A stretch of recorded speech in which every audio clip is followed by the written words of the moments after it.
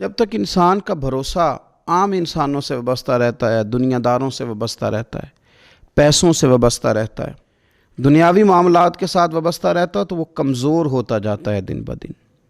اور رسول پاک صلی اللہ علیہ وسلم داعیہ الی اللہ ہیں، تو حضور نے ہمیں یہ سوچے دی ہیں کہ تم اپنے آپ کو اللہ رسول سے وابستہ کرو، پھر یہ جو کمزوری ہے نا، کمزوری یہ تمہارے دل سے نکل جائے گی۔ ہم دیکھتے ہیں کہ آج بہت سارے لوگ ایسے ہیں جو مایوسی کی گفتگو کرتے ہیں۔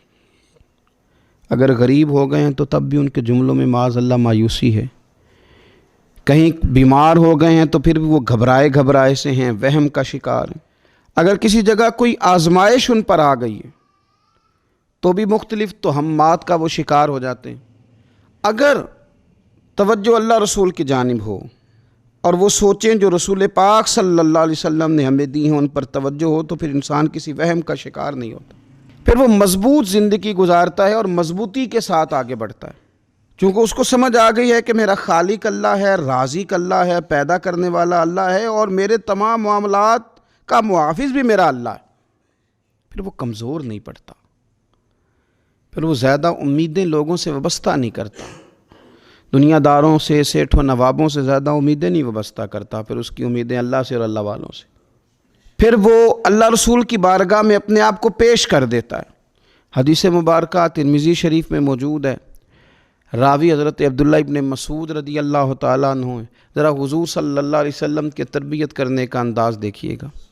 حضرت عبداللہ ابن مسعود رضی اللہ تعالیٰ عنہ روایت کرتے ہیں کہ نبی پاک صلی اللہ تعالیٰ علیہ وسلم نے فرمایا کہ اللہ تعالیٰ نے ہر جان کو پیدا فرمایا، ہر جان کو اللہ تعالیٰ نے پیدا کیا، تو تین چیزیں رب کریم نے لکھ دیں اس کے لیے۔ ہر جان کو پیدا کیا تو اللہ نے لکھ دیا، کیا لکھا؟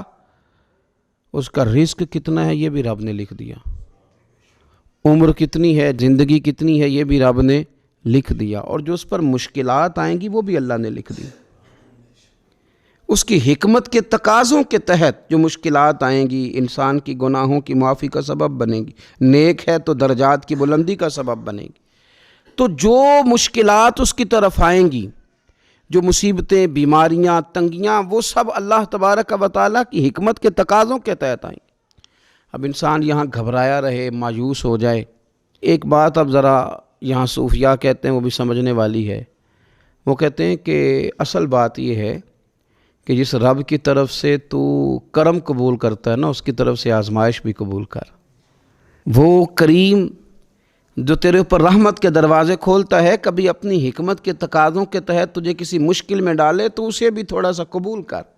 ایسا نہ ہو کہ میٹھا ہے تو فٹافٹ تو قریب کرے، اور اگر تھوڑا سا تجھے کوئی ترش رویے سے، ترش جگہ سے گزرنا پڑے تو پھر تو گھبرا جائے۔ تو اپنے مالک کے سپرد جب اپنے آپ کو کر دے گا، پھر تیری طبیعت سکون میں آ جائے گی، تیرا قلب ٹھنڈک میں آ جائے گا۔ محمود غزنوی رحمۃ اللہ علیہ مالٹا کھا رہے تھے، ایک ٹکڑا اس کا، ایک خاش اس کی اپنے ہاتھ سے نکال کر کے ایاز کو کھانے کے لیے دی، ایاز فٹافٹ کھا گیا۔ بعد میں ایک ٹکڑا محمود نے اپنے منہ میں ڈالا تو بڑا کڑوا محسوس ہوا مالٹا، تو اس نے اس کو تھوک دیا اور ایاز کی طرف دیکھ کے کہنے لگا بہت ترش تھا، بہت کڑوا تھا، کس طرح تم کھا گئے؟ اللہ اکبر۔ تو ایاز نے جو بات کی وہ ہمیں سمجھاتی ہے کہ بندے کا رشتہ کس طرح کا ہونا چاہیے۔ ایاز کہنے لگا آقا ساری زندگی تیرے ہاتھوں سے میٹھے کھائے، آج ایک کڑوا آیا تھا تو میں اگر اسے تھوک دیتا، یہ کو آئینے وفاداری تو نہ ہوا۔ انسان کو اللہ کی طرف سے نعمتیں آتی جائیں، رحمتیں آتی جائیں، تندرستیاں آتی جائیں، لیکن کسی جگہ ذرا کمزوری دیکھنی پڑے تو انسان اس جگہ ٹھہر جائے، اس جگہ وہ گھبرا جائے، وہم کا شکار ہو جائے، پتہ نہیں کیا ہو جائے گا، ان چکروں میں پڑ جائے، تو یہ بات درست نہیں ہے۔